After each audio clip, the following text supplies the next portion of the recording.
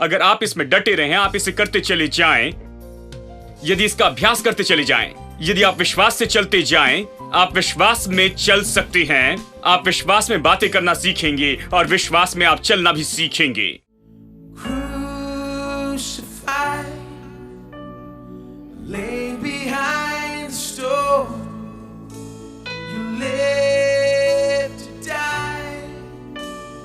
Rejected and low, like a rose, trampled on the ground. You took the fall, and you thought of me about us and crucified, crucified. Lay behind the stone, you lived to die, rejected and low, like a rose, trampled on the ground. You took the fall, and you thought of me about.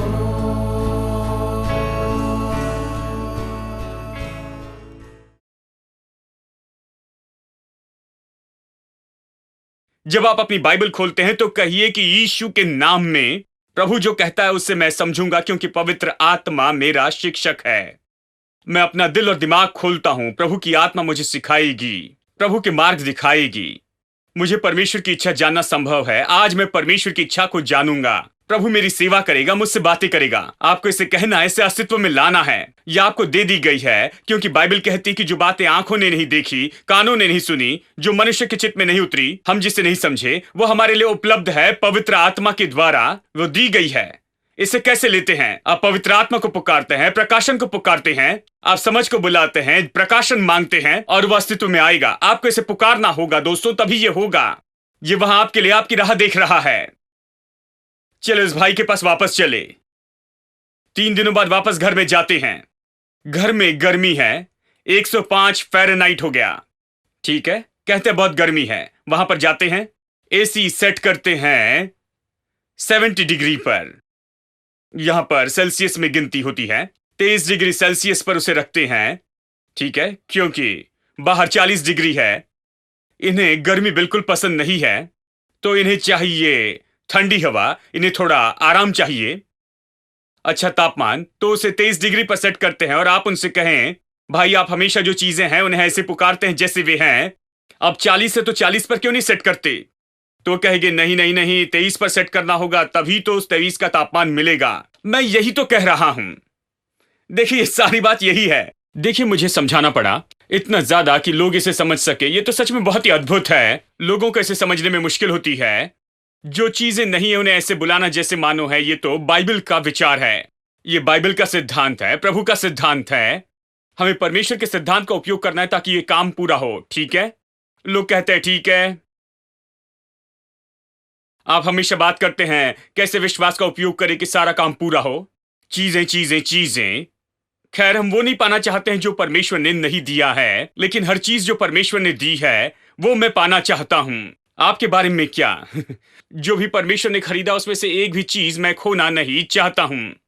प्रभु ने तैयार की है, मुझे और बाकी कुछ नहीं चाहिए। मैं लोगों को यह नहीं सिखा रहा हूं कि इस चीज उस चीज के पीछे जाए। देखिए मैं उसके बारे में चिंता नहीं करता हूं, बाकी किसी के पीछे मैं नहीं जाता। मैं केवल उन्हीं चीजों को चाहता हूं जिन चीजों का प्रयोजन परमेश्वर ने हमारे लिए करके रखा है। बाइबल चीजों के बारे में बहुत कुछ कहती है। इब्रानियों 11:1 कहता है, विश्वास आशा की हुई वस्तुओं का, सब लोग कहें वस्तुएं, आशा की हुई वस्तुओं का निश्चय। क्या आप किसी की आशा कर रहे हैं? ये तो आशा की हुई वस्तुओं का निश्चय है, अनदेखी वस्तुओं का प्रमाण है। देखिए विश्वास के बारे में कहता है इब्रानियों 11:1 तो विश्वास की सबसे अच्छी परिभाषा है। और ये वचन कहता है, इस वचन में 2 बार वस्तुएं शब्द आता है। वस्तुओं का निश्चय, वस्तुओं का सबूत। एक अनुवाद कहता है कि ये चीजों की शाश्वती है, चीजों की गारंटी है। वो चीजें वहां हैं, लेकिन आपके पास में शाश्वती नहीं है कि ये चीजें आपकी हैं। वो चीजें वहां हैं, आपके पास में शाश्वती नहीं कि ये सारी चीजें वहां पर हैं। यानी विश्वास तो ये शाश्वती है, गारंटी है कि ये सारी चीजें आपकी हैं। ये सुनने से और प्रभु की प्रतिज्ञा सुनने से आता है, प्रभु का वचन। देखिए, यानी हम उन चीजों को पाने में दिलचस्पी रखते हैं जो परमेश्वर ने हमारे लिए रखी हैं, और परमेश्वर के सिद्धांत काम करेंगे। देखिए, आपको प्रभु वचन के सिद्धांतों का उपयोग करना है ताकि परमेश्वर ने आपके लिए जो चीजें रखी उसे पाएं। जो भी प्रभु ने दिया उसके लिए विश्वास का उपयोग करना है। जीवन और सुभक्ति से संबंधित सारी चीजें दे दी गई हैं। कैसे इन चीजों को काम में लगाएं? विश्वास को काम में लाना है। जो चीजें नहीं है उन्हें ऐसे बुलाना है जैसे मानो वे हैं। पहले परमेश्वर के राज्य और उसकी धार्मिकता को खोजो और ये सारी चीजें तुम्हें दी जाएगी। ऐसे बहुत से मैं आपको वचन दे सकता हूं। देखिए, जो भी बाइबल कहती है, जो कुछ तुम विश्वास में प्रार्थना करके मांगते हो वो तुम पाओगे। सारी चीजें, सब लोग कह सारी चीजें, जो भी प्रार्थना में तुम मांगते हो तुम पाओगे, ये कहता है। मरकुस 11:23 ये कहता है, जो कुछ भी तुम चाहो, जो कुछ भी तुम चाहो प्रार्थना करते समय विश्वास करो तो तुम्हें वो मिल जाएगा। यानी वस्तुएं, इन वस्तुओं को अस्तित्व में लाना है, ये विश्वास है। विश्वास देखता है कि वहां पर कौन सी चीजें मेरे लिए हैं जो प्रभु ने मेरे लिए तैयार की है। मैं इन चीजों को बुलाऊंगा, अस्तित्व में लेकर आऊंगा। बाइबल इसी बात के बारे में है, वो सारी चीजों को बुलाना है जो परमेश्वर ने मेरे लिए तैयार करके रखी। इसलिए मुझे बाइबल पसंद है, ये बताती कि मेरा क्या है। और परमेश्वर ने हमें ये बड़ी किताब इसलिए नहीं दी कि उसने नीचे देखा, देखो सबके पास किताब है, इसलिए विश्वासियों को एक बड़ी किताब देता हूं और इन पन्नों को भर देते हैं, यहां पर कुछ अच्छी चीजें लिख लेते हैं और इन्हें देते ताकि प्रतिदिन ये इसे पढ़ सके, प्रतिदिन कुछ अध्याय। नहीं, ये परमेश्वर के सिद्धांत है। अगर आप इसका उपयोग करें तो निश्चय ही ये काम करते जाएंगे, ये काम करेंगे।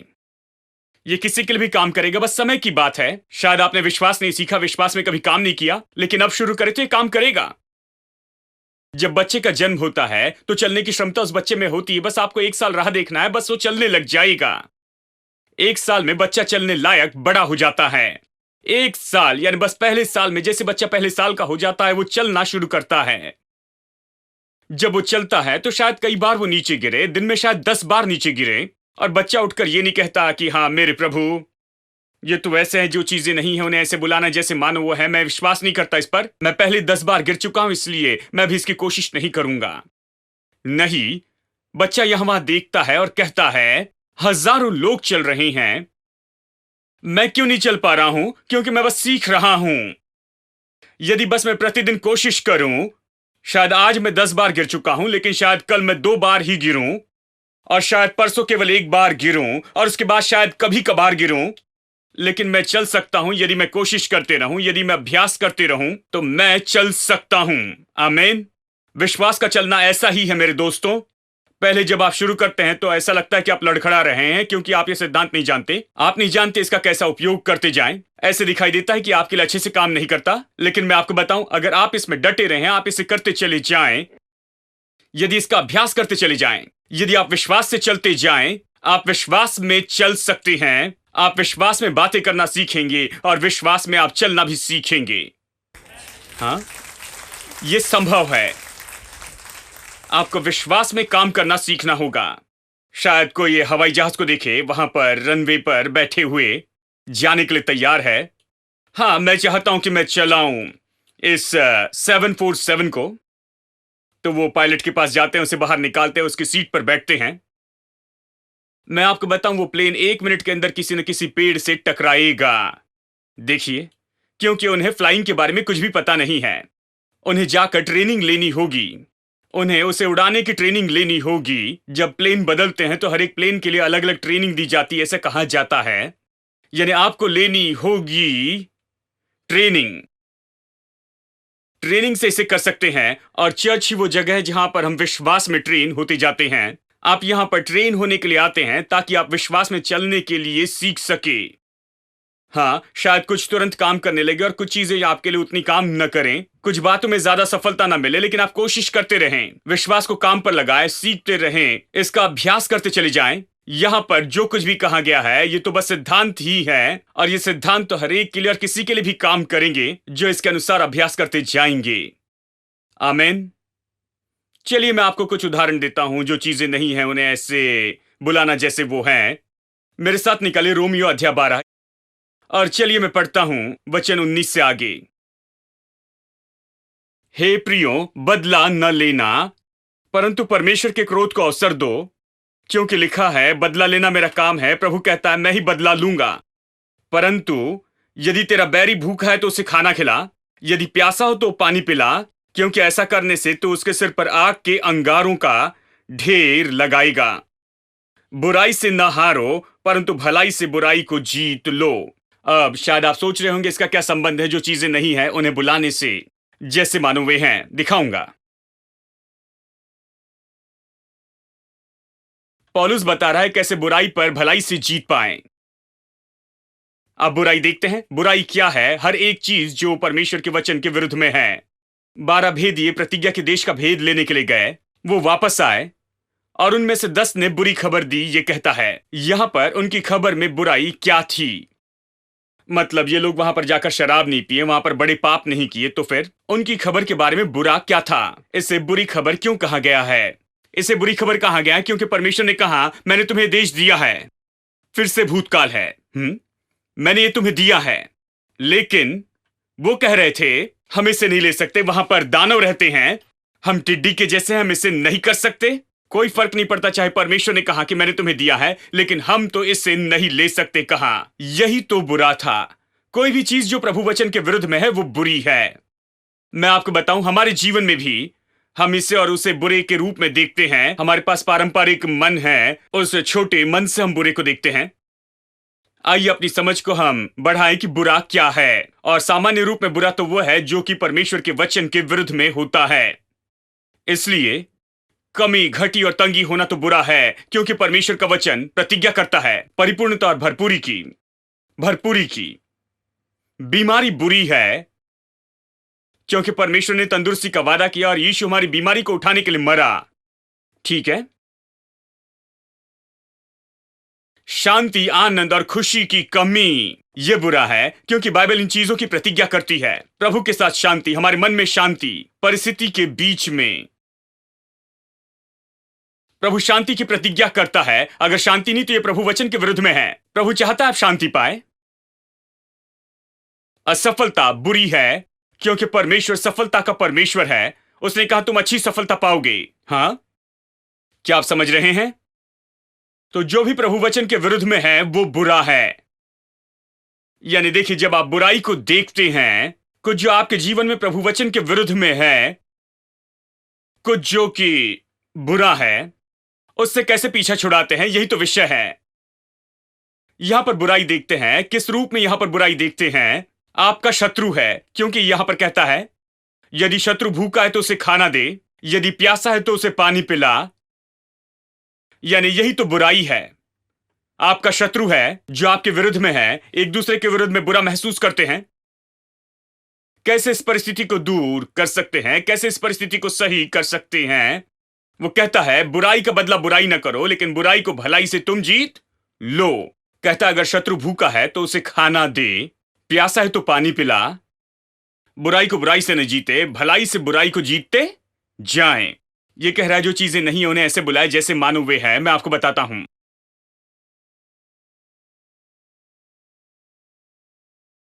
एक बहन पास्टर के पास में गई और उसने कहा पास्टर, मेरे पति बहुत ही बुरे हैं, मुझे परेशान करते हैं, उन्हें सह नहीं पाती, हर रोज मुझे सताते हैं, मुझे पता नहीं क्या करूं।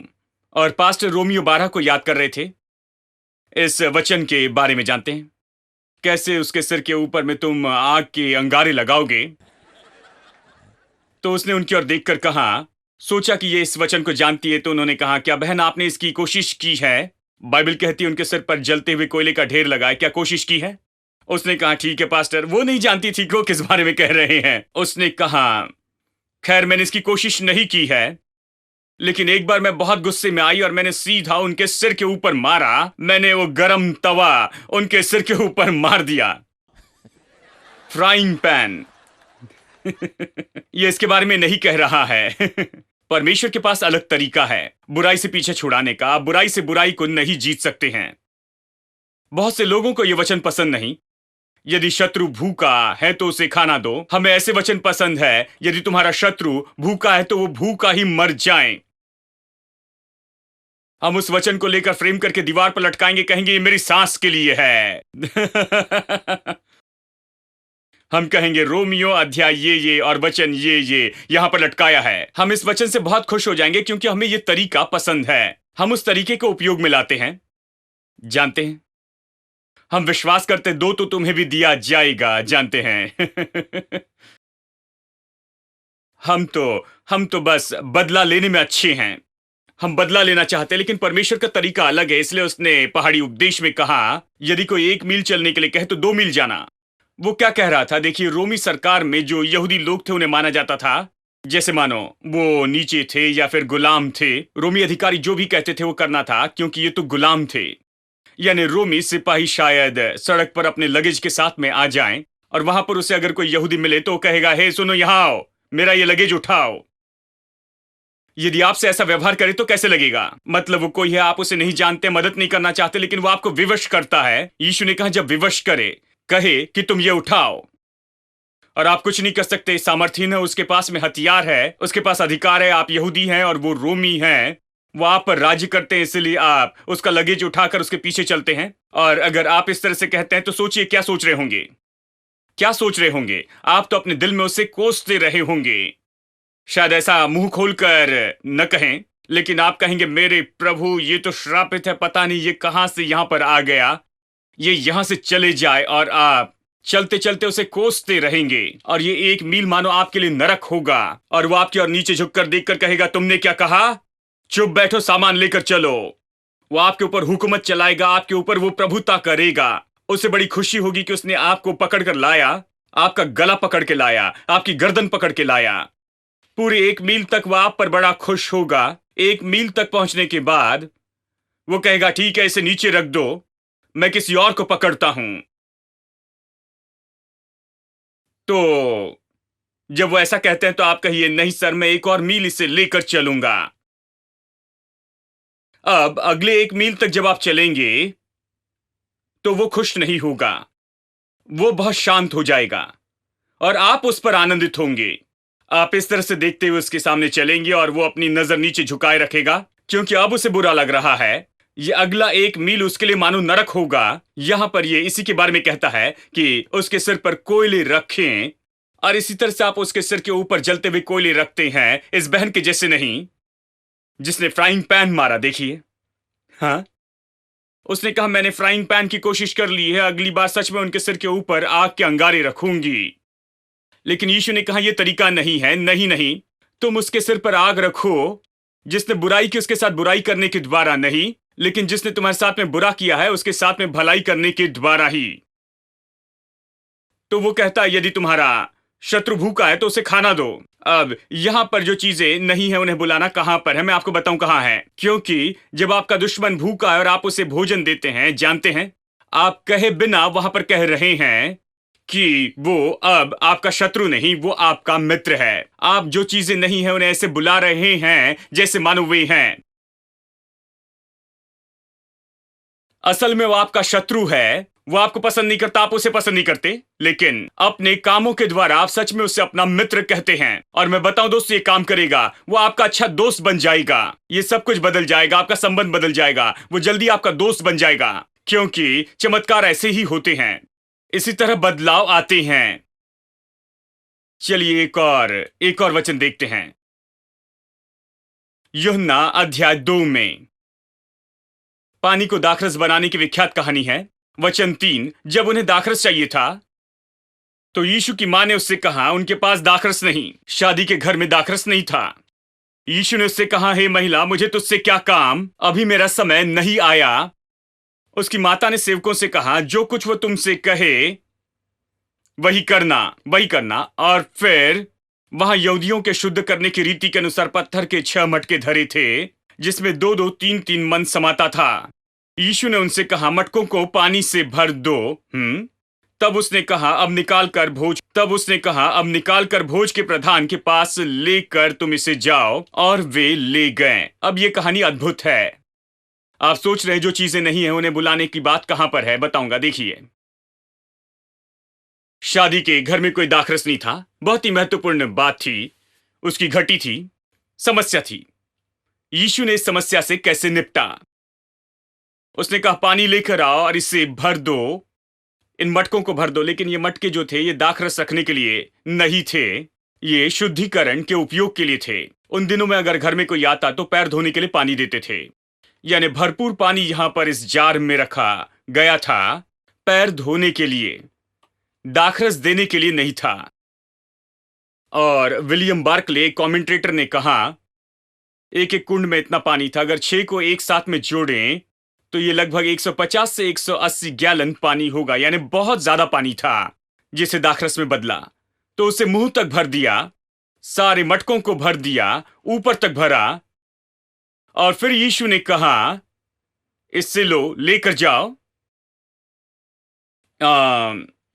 वो कहता है इसे भोज के प्रधान के पास लेकर जाओ, जो भोज का प्रधान है उसके पास ये लेकर जाओ। इसके बारे में कैसे महसूस करेंगे? देखिए, आप जानते क्या हुआ, वहां पर पानी था। जानते हैं सेवकों ने उसमें क्या उंडेला था? पानी उंडेला था। चेले जानते थे, सेवक जानते थे, यीशु जानता था और कोई नहीं जानता था। अब यीशु ने कहा कि अब इस पानी को तुम लेकर जाओ, इसे तुम लेकर जाओ और इसे प्रधान, जो भोज के प्रधान को दो। मैं जानता हूं यूहन्ना ने पतरस की ओर देखकर कहा होगा मुझे ये सारे काम पसंद नहीं है, क्योंकि मैं तो वो नहीं हूं जो चीजें नहीं उन्हें ऐसे बुलाता हूं जैसे वो हैं। मैं पानी को दाखरस नहीं कहूंगा, ये तो बड़ी समस्या है।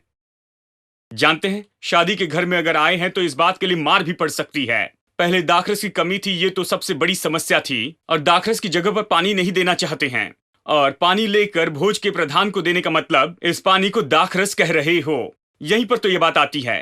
यीशु ने ये कहने के द्वारा कि तुम इसमें से निकालकर भोज के प्रधान को दो, वो तो सच में जो चीजें नहीं थी उन्हें ऐसे बुला रहा था जैसे कि मानो वे हैं। वो पानी को दाखरस कह रहा था, और सबसे अद्भुत बात तो ये है जब तक कि वो उसे लिए और उसे दिए ये दाखरस बन गया था। और ये तो यीशु के सेवकाई में उसने किया हुआ सबसे पहला चमत्कार था। पहला चमत्कार, ये पहला चमत्कार ही इस सिद्धांत का उपयोग करते हुआ कि जो चीजें नहीं उन्हें ऐसे बुलाए जैसे मानो वे हैं। यीशु ने इस पानी के लिए प्रार्थना नहीं की कि हे प्रभु इस पानी को तू दाखरस में बदल। हेलो, उसने नहीं कहा इब्राहिम, इसहाक और याकूब के परमेश्वर, परमेश्वर जिसने वहां पर चमत्कार किया, यहां पर चमत्कार किया, ऐसी बात नहीं कही। उसने कहा इसे लो और भोज के सरदार के पास में लेकर जाओ। दूसरे शब्दों में, सच में देखिए, उसने यहां पर बहुत से शब्द कहे बिना ही वो उसे सच में दाखरस कह रहा था जब उसने कहा इसे भोज के प्रधान के पास लेकर जाओ। और जब इन सेवकों ने इसे निकाला और वो तो भोज के प्रधान के पास में उसे लेकर गए, तो वो सच में कह रहे थे हाँ ये दाखरस है। जो नहीं थे उन्हें ऐसे बुलाए जैसे मानो वे हैं। केवल यीशु इसे नहीं कह रहा था, लेकिन जो उसे लेकर गया, देखिए ये तो उस व्यक्ति के लिए कितनी मुश्किल बात होगी जो उसे निकालकर भोज के प्रधान के पास ले गया। और इस भोज के सरदार ने इसे चख कर कहा कि मेरे प्रभु, अब तक आपने इसे कहां पर छिपा कर रखा हुआ था? सामान्य रूप में सबसे अच्छा पहले देते हैं और फिर अंत में उसमें पानी मिलाते चले जाते हैं, लेकिन तुमने सबसे अच्छे को आखिरी के लिए रखा। मैं आपको बताऊं दोस्तों, ये तो पहला चमत्कार था और बाकी सभी चमत्कार ऐसे ही हुए। हर एक चमत्कार हुए क्योंकि आपने बिल्कुल वैसे ही कहा जैसे परमेश्वर बुलाता है।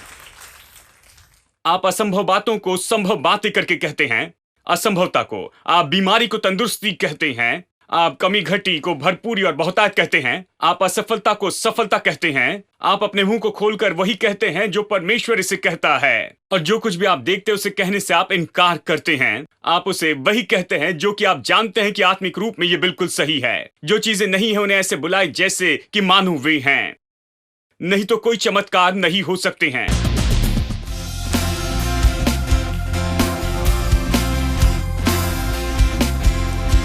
Every day with you, Lord, sweeter than the day before. Every day with you, Lord, sweeter than the day before. Every morning I will worship, every evening I'll adore. Every day with you, sweeter, sweeter than the day before.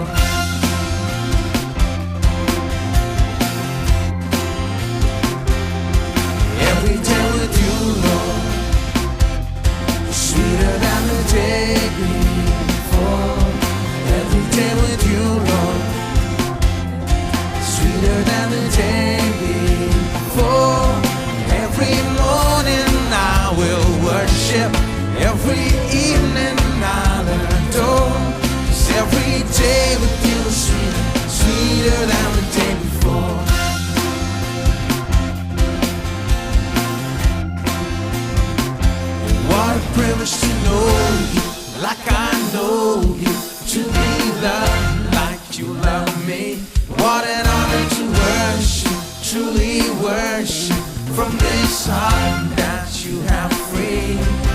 From the rising of the sun to the setting of the same. Every day with you, Lord, sweeter than the day before. Every day with you, Lord, sweeter than the day before. Every morning I will worship, every evening I'll adore. 'Cause every day with you is sweeter, sweeter than the day before. What a wonder to live like. What a wonder to live like, really live like, overcoming anything. What a reason to live, to freely live, to every day, my everything. From the rising of the sun to the setting of the same. Every day with you, Lord, sweeter than the day before. Every day with you, Lord, sweeter than the day before. 'Cause every morning I will worship, every evening I'll adore. 'Cause every day with you is sweeter, sweeter than the day before. Let's keep clapping our hands.